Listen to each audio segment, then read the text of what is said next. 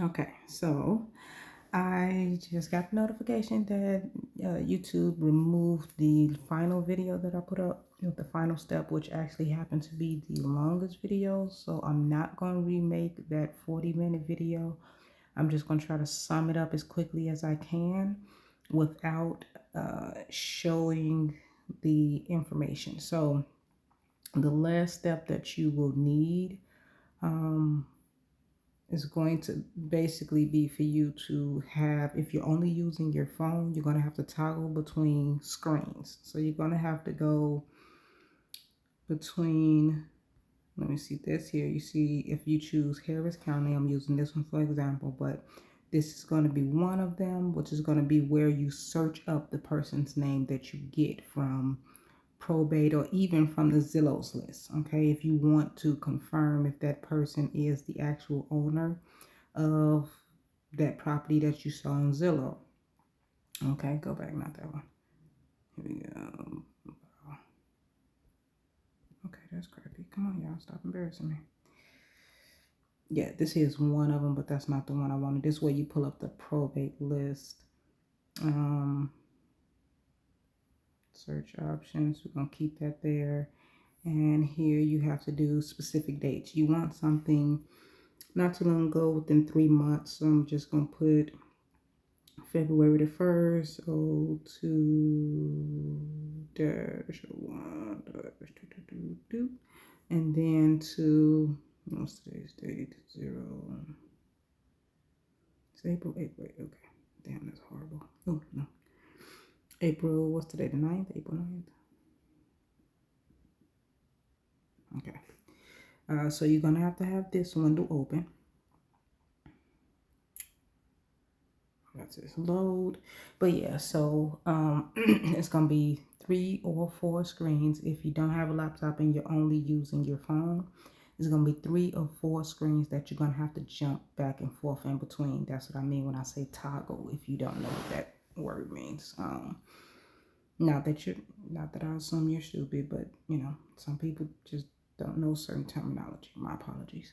But anyways, so you're going to scroll down here. You're going to look for the ones that says deceased and has in the estate of. Okay. Um, Going to go, boom, open another. I'm just going to go to YouTube. I mean, not YouTube. Google again. Because the next one you're going to need is the Harris County property search. There you go. Boom, pull this up. Bayal, you're going to look for, you can do owner name if you want. And tax year hasn't, tax time hasn't passed yet, so I'm going to do 2024 just so you can get up-to-date records of the person. Boom. And then you're going to want to also have, let me add another one because I don't want to remove those I have saved. Zillow, boom. Damn, I said this off. As well as, now let's put this on Harris County, of course, but I'll keep everything in sync. HARIS. Boom. Okay. Well, yeah, this is a good one. I don't know how long it's been up there, but that is a great one. It looks like something that you would want to go after. Been on there for 26 days, but anywho, you can use, boom, jump back to this screen here. Now you get that address. Yep, just a second. I don't know who that is. Usually a bill collector. But 7001 Lavender Street, number 5. Boom. Boom. Let's go here. And we can go search for the person's name. You can go back, address, and boom. Keep it tax year 2024. Okay. And you put the address number. That'll be where you put the 7 1, and then you'll put the street name. And then you'll hit search. If the person name pops up, Yeah, they own that property. But if you pull a person's name off of this one, which is the probate list, which is when someone passes away, if you pull their name off of here and you can't see their address, it's okay, it's gonna embarrass me, and you can't see their address, just use the name. Boom. I'm not going to do a name because I don't want this video to get flagged again or get removed again. So pull one of those names and then type it into this one here. You can go back and use the owner's name and you put that person's name into there. Again, keep it the year before until after the 15th of April, of course. That way you'll have up-to-date records for the property. But yeah, so if you pull it off of the probate list and you want to get the address, then you go from the probate list to this one here to look up the person's name. If you just want to get the person's name and confirm that they are the owner of the property, because we do have a lot of fraudulent people on here, then you can go ahead and put the address from Zillow on here. Booyah, booyah. No, we're going to have to change that because this is already owned by, well, this is an example. But anyways, there would be a number down there. You don't want to get the ones that's by realtors. So let's change this filter. Show y'all, make sure y'all have the right filters. You don't want none of these because people aren't looking to buy. Not too frequently, town homes and things, of condos and things of that nature. But the lands, you can, if you feel comfortable doing that, you can. But right now, just example purposes, so we're gonna take that off. We only want owner posted, only the ones listed by the owner. Okay. And you want for at least 100 days old, so 6 months, cool. Because the last one before that is 90 days. So keep this. Apply. It should update. Booyah, booyah, booyah. Okay. So you'll pick your property, one that hopefully just looks a little ran down. It's cool. It's perfect actually. But yeah, so you'll pick you one. Make sure also that you know what's the average median for that area. So Harris County, Texas, home median home.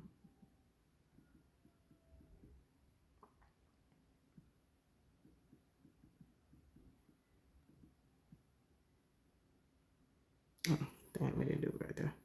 My apologies. But anyways, you can search that up on actual Google before you get to here. But that way you won't pick something outside of, let's say, the homes in this area cost or get sold for on average 200 or valued at $250,000, right?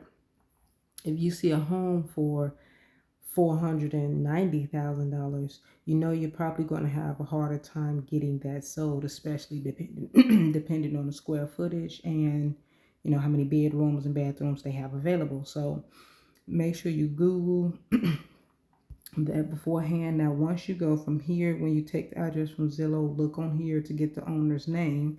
You want to then, boom, go to cyber. There you go, cyberbackgroundchecks.com. Okay, look at that. Boom. All right. This is one of the most efficient background checks, free.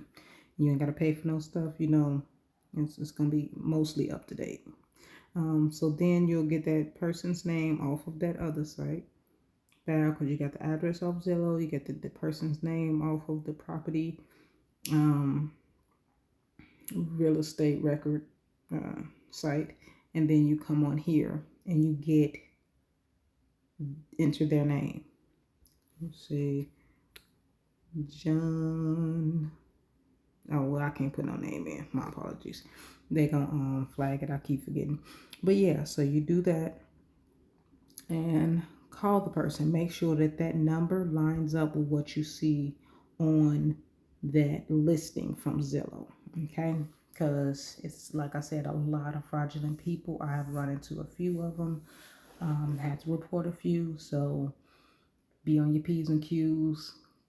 Cross your T's, dot your I's, and it will save you from being scammed and wasting your time.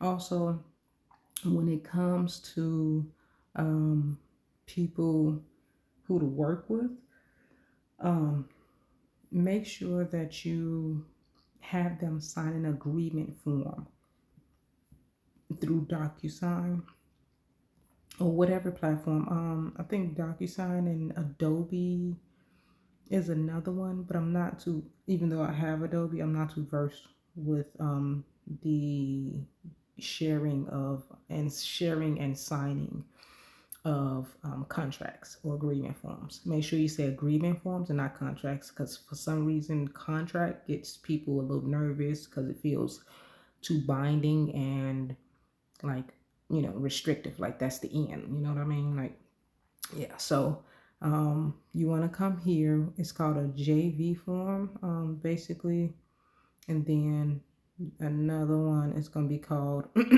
the form that you get from the purchase and sale. So this is how it's going to look. Okay, this agreement is made on this day, blah blah blah blah, da da da da da da. No names or addresses being released. Okay, and then this is for the assignment of contract. That means when you get this first part, purchase and sale agreement, this is for you and the property owner. They are going to give you a price. You're going to put your deposit. That earnest money deposit is going to be that $100 that you have to have saved. It makes them feel more comfortable, make it feel like you're more legit. The total price is going to be whatever they're selling the house for minus that $100. Okay, because your total deposit is up there. That's the $100. But anyways, let me see, can I zoom in? So no, okay. But yes, assignment of contract is going to be when you find a buyer for the home, okay? Then you are going to sell them the contract for a different price outside of what that person says. So if you talking to this person and they're saying, hey, this property, I'm willing to pay 170,000, and you have locked this the contract up for 150,000. Cool. So you agree for that 170. You put down your 100 deposit to get that solidified, and this person has to put down a $3,000 deposit. Why? Because you want to make sure that they're a serious. There you go. If they're a serious buyer, so yeah, they'll put down at 3,000. That 3,000 is going to be deducted from the 170, and then they'll have to worry about the rest of the good stuff like paying the assignment fee. Their deposit and assignment fee are two different things. Assignment fee is what you get paid. That assignment fee is going to be $20,000. Okay. Now they have to also pay another fee, which is going to be to the title company, but that has nothing to do with you. They've already factored that in. Okay.